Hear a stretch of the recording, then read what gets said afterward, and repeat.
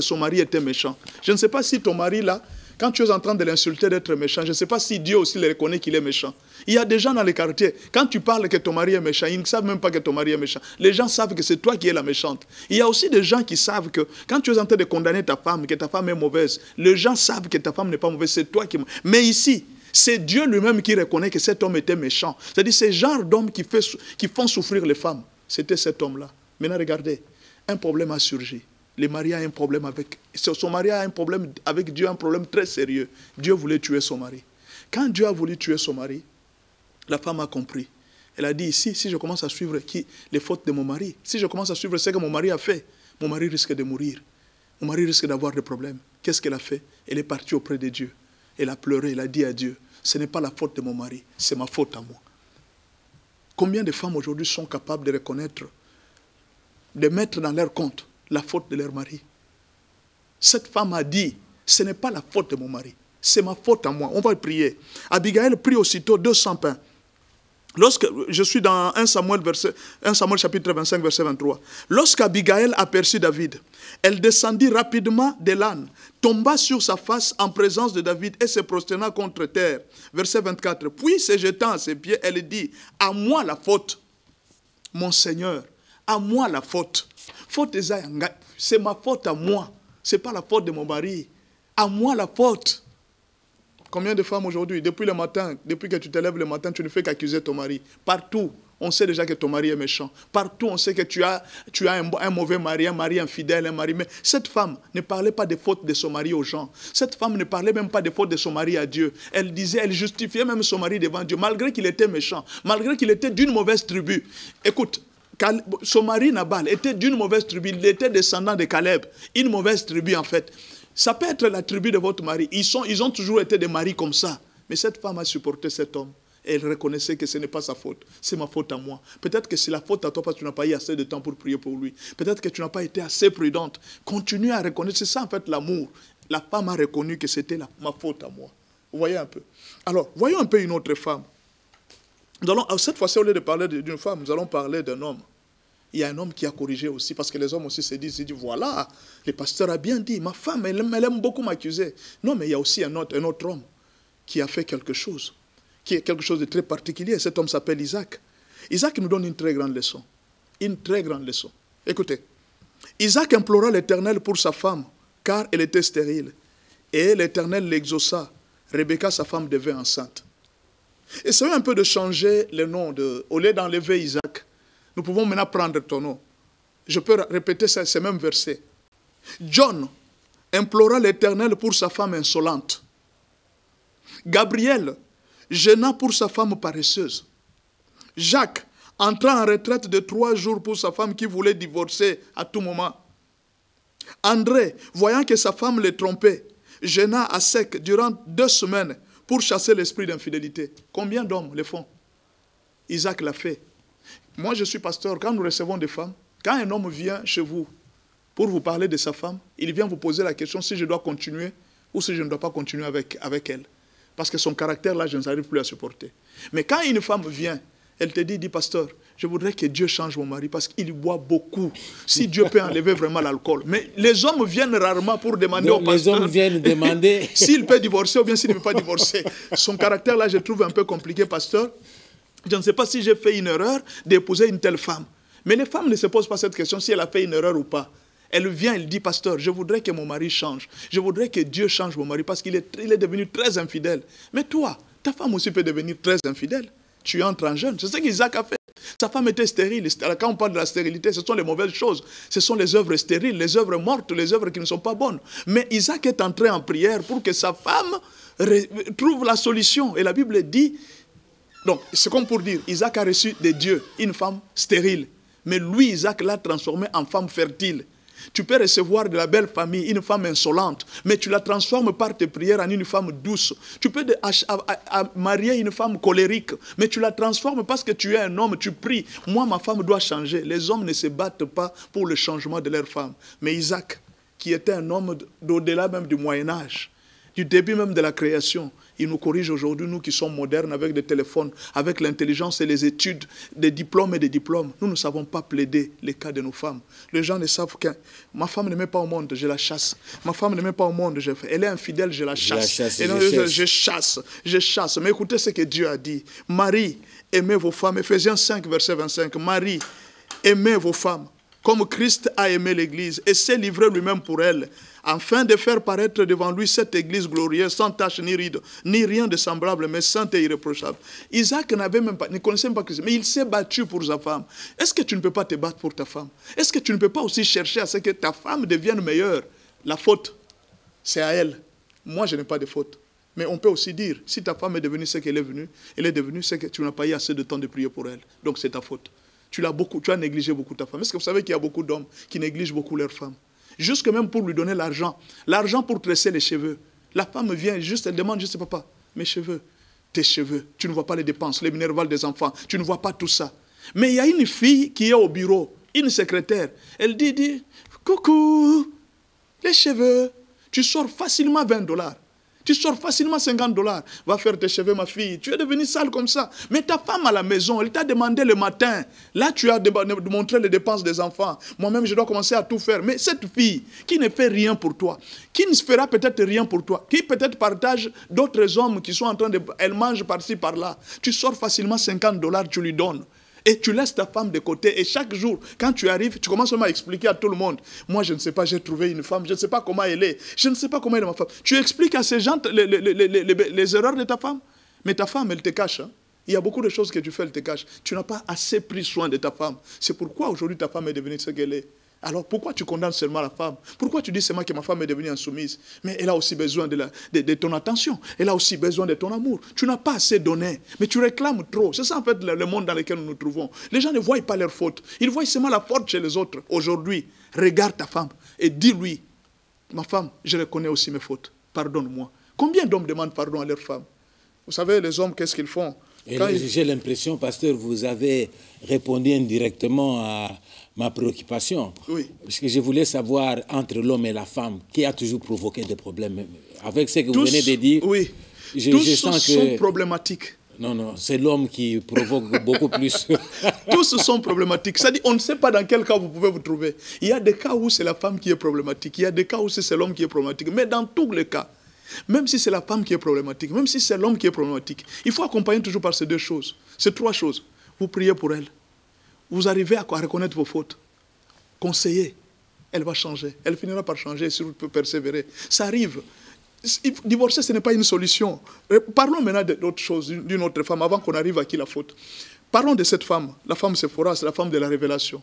Son mari vient. Cette fois-ci, son mari, c'est Dieu qui veut tuer son mari. Je ne sais pas qu'est-ce que son mari avait fait. Mais la Bible dit seulement que son mari voulait le tuer. Cette fois-ci, c'était un problème spirituel.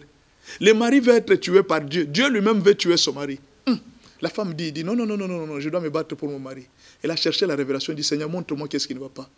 Et directement, la femme a prié et elle a sauvé son mari Moïse. C'était la femme de Moïse. Moïse, Dieu l'avait attaqué. On peut lire ça. Exode 4, verset 24. Pendant le voyage, en un lieu où Moïse passa la nuit, l'Éternel l'attaqua et voulut le faire mourir. C'est Dieu qui attaque Moïse. Ce ne sont pas les démons. Ton mari peut avoir un problème avec Dieu. Ton mari peut avoir un problème avec les esprits. Ton mari peut avoir un problème avec le problème de la sorcellerie. Même des loges au niveau du travail. Vous pouvez être ici, vous êtes très excellent. Mais on regarde et dit, il est dans quelle loge? Non, on ne sait pas son loge, on ne sait pas dans quelle loge il se trouve. Mais comment est-ce que ce garçon brille comme ça alors qu'il n'est pas dans notre ordre? Dans l'entreprise, hein, il y a des gens qui ont fait leur secte, ils ont fait leur groupe. Ils disent, nous sommes de telle secte, nous sommes de telle loge. Ils sont là, ils sont en train d'œuvrer, ils se donnent eux-mêmes des promotions. Mais ton mari n'est pas dans ces histoires-là. Les amis du travail prennent la décision. Ils les poursuivent, ils veulent les tuer. Mais quand ils sont en train d'aller chez les féticheurs, en train de les chercher, ils trouvent que derrière, les féticheurs leur disent, ils disent, non, vous ne pouvez pas avoir cet homme parce que sa femme prie beaucoup à la maison. Ah, la femme prie beaucoup à la maison. C'est ça le problème. Quand vous avez compris le combat de votre mari, vous voyez le problème qui lui arrive, vous dites que non. Ça peut être le combat qui est en train de le suivre. Comment est-ce que mon mari est devenu si infidèle? Il n'était pas comme ça. Alors que ton mari vient de rencontrer une fille qui l'a mis dans les fétiches. Mais toi, quand tu es une femme, tu ne comprends pas les problèmes spirituels de ton mari. Tu risques de perdre le mariage pensant que mon mari est devenu indifférent, il ne s'occupe plus de moi. Il est déjà très loin. On l'a déjà mis dans une bouteille. Des fois, les femmes passent trop de temps à regarder les films nigérians.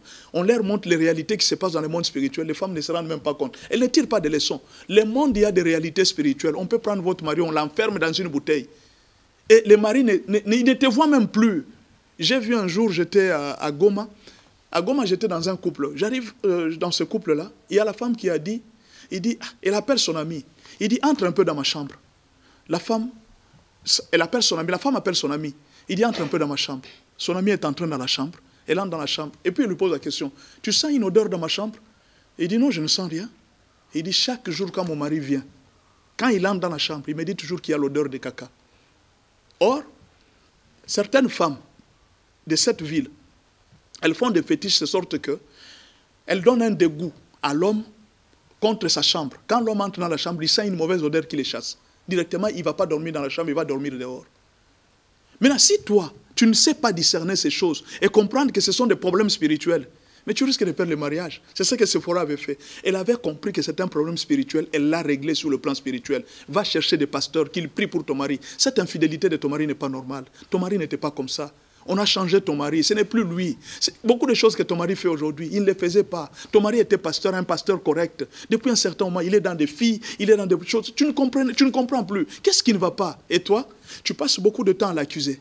Et même à les menacer pour dire que cette fois-ci, je vais publier sur Facebook. Et tu penses, quand tu publies ton mari sur Facebook, ça fait quoi? Mais c'est toi-même qui vas souffrir. Donc il faut faire très attention. Alors revenons maintenant à notre dernier point. À qui la faute entre toi et ton mari? Ici, nous posons un fondement. Je vais donner quelques fautes qui sont généralement dans le couple. Un jour, une femme est venue me voir. Elle m'a posé la question, elle dit, pasteur, j'ai un très mauvais mari. En tout cas, mon mari. Ah non, pasteur.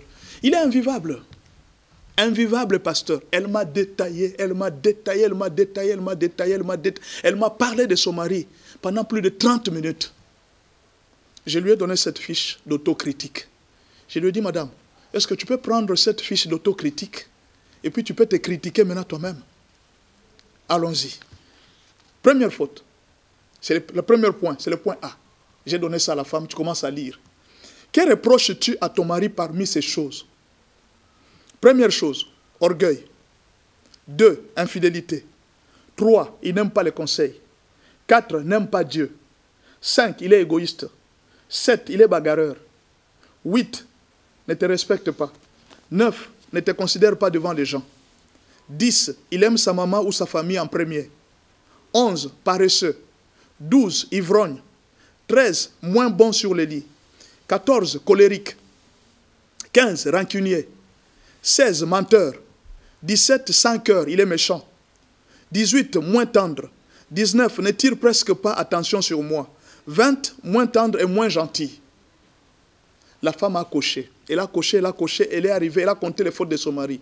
Il dit, pasteur, ça c'est lui, ça c'est lui, ça c'est lui, ça c'est lui. Elle est arrivée jusqu'à 13. Il dit, pasteur, 13 fautes de mon mari. Allons-y maintenant. B. C'est la femme elle-même. Et toi-même, que te reproches-tu devant ton mari? 1. Je n'oublie pas vite les torts qu'il m'a fait. 2. Je suis insolente. 3. Je prononce des méchantes paroles quand je suis en colère. 4. Je suis insoumise. 6. Je ne lui fais pas confiance. Je ne lui fais pas confiance. 6. Je suis orgueilleuse et boudeuse. 7. J'ai une jalousie extrême. 8. Je suis dominante. 9. J'ai du mal à demander pardon. 10. Je ne lui laisse jamais le temps de me gronder. Je hausse aussi les tons.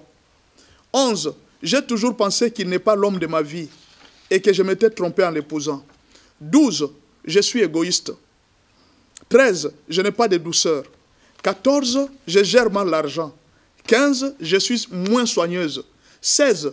Je ne m'y connais pas au lit. 17. Je prive mon mari le corps et si j'ai des problèmes dans mon cœur. 18. Je n'aime pas sa mère et ses sœurs. 19. J'ai envie de divorcer.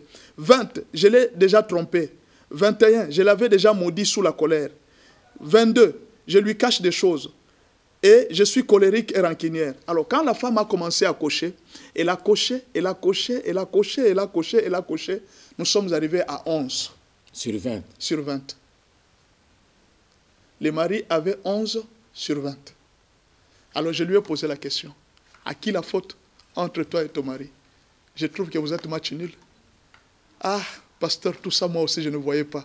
Je me rends compte que moi aussi, je suis mauvaise. Alors, va te réconcilier avec ton mari. Va demander pardon à ton mari. Toi aussi, tu as des fautes. Tu vois, si tu as réussi à corriger tes fautes, tu verras que ton mari... Imaginez que tu es insolente. Si tu es colérique, si tu réussis à corriger tes fautes, tu ne trouves pas que tu n'auras plus de problème avec lui. Si aujourd'hui vous avez trop de problèmes, c'est parce que toi aussi tu as des fautes. Ne vois pas la faute dans ton mari. Commence aussi à regarder tes propres fautes. Voilà un peu ce qu'on avait fait pour ouvrir les dialogues. Et la femme est partie. Elle est partie, elle a demandé pardon à ton mari. Elle dit, je me suis rendu compte que je t'ai fait beaucoup de mal. D'ailleurs, une faute très grave que son mari ne connaissait pas. Elle m'a révélé, elle m'a dit, pasteur, j'ai déjà trompé mon mari. Mais il ne sait pas que je l'avais trompé. Vous voyez, c'est trop grave. Mais elle continue à être très jalouse. Elle continue à être très... Quand son mari fait des choses, elle fait vraiment, elle se fâche, elle veut, je vais divorcer, je vais... Mais ce qu'elle a déjà fait, elle cache. Même toi, quand tu es là, il y a beaucoup de choses que tu caches, que ton mari ne connaît pas. Mais Dieu te pardonne. Mais pourquoi toi, tu prends ton mari, tu le prends avec trop de rigueur? Tu dois faire très attention. La faute doit être partagée. Si vous êtes dans le couple et que chacun reconnaît ses propres fautes, chacun reconnaît ses propres erreurs, vous allez vivre pendant très longtemps. Si vous êtes dans le couple et que vous avez la facilité de vous demander pardon, de réparer sur place, d'éviter surtout de vous coucher avec la colère, vous allez vivre pendant très longtemps. Mais si chaque jour, tous les problèmes, vous les gardez dans le cœur, vous êtes en 2008, vous aviez connu un problème très sérieux, et vous êtes maintenant en 2020, le même problème n'est jamais terminé dans votre cœur. Vous continuez à les rappeler. Il y a un jour, peut-être pour terminer, il y a un jour un homme qui a pardonné à sa femme. Il a pardonné